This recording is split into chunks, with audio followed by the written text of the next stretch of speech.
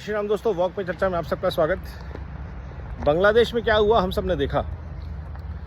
Students के नाम पे कैसे जिहादियों ने उस देश को बर्बाद कर दिया, अराजकता का माहौल क्रिएट किया।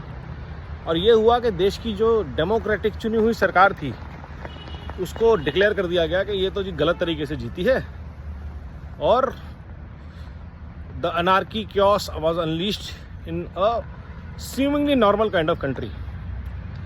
अगर आप ये एपिसोड को इंडिया से कनेक्ट करें तो आपको दिखेगा कि ये प्रयास पिछले कई सालों में कई बार किए गए।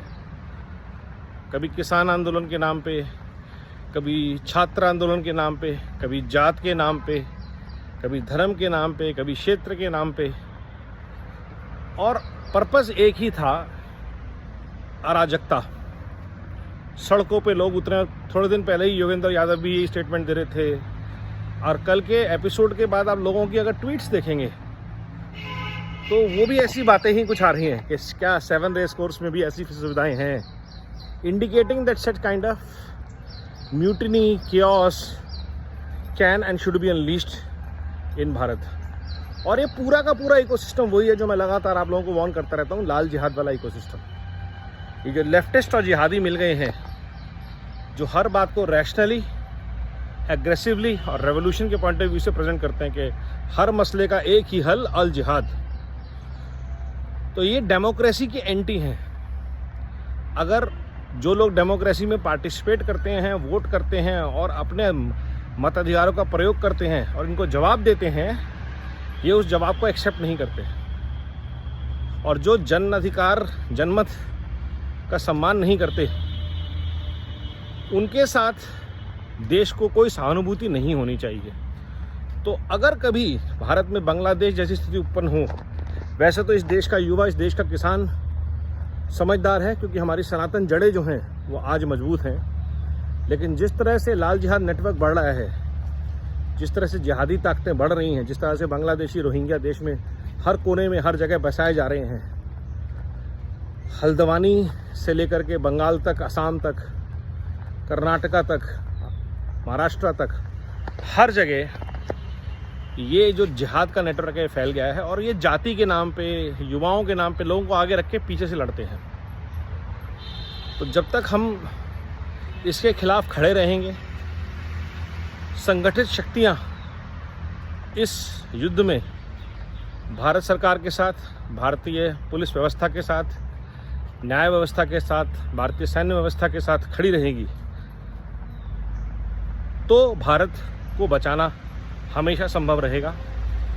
और ये जो भ्रष्ट तंत्र से लिप्त परिवारवाद की शक्तियां हैं, ये देश को लूटने के लिए दोबारा नहीं आ पाएंगी। अल्टीमेट ऑब्जेक्टिव उनका यही है।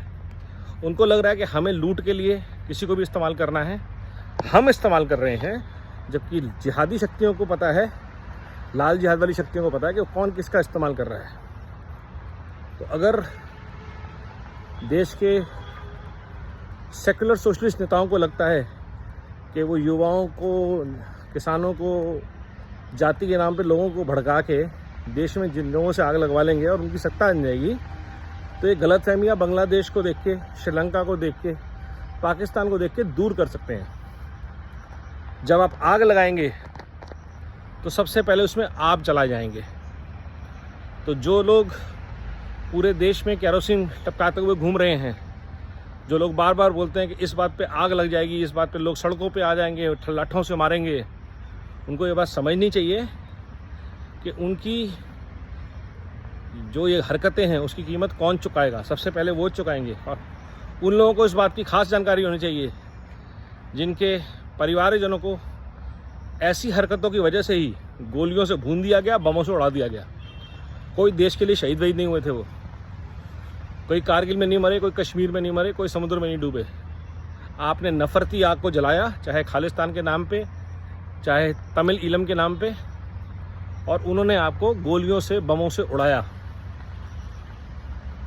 इस आग को अगर आप दोबारा ना भड़काएं तो देश के लिए, आपके लिए, आपके परिवार के लिए, आपके सहयोगियों के लिए, आपके झुरमुट के लिए ये बहुत बेहतर होगा। और भारत सरकार तो इसको चेतावनी की तरह ले ही रही है। तो आई एम श्योर ज़रूरी कदम उठाए जा रहे हैं। सचेत रहिए, संगठित रहिए, देश के लिए खड़े रहिए। वंदे भारत, नमो भारत, जय हिंद।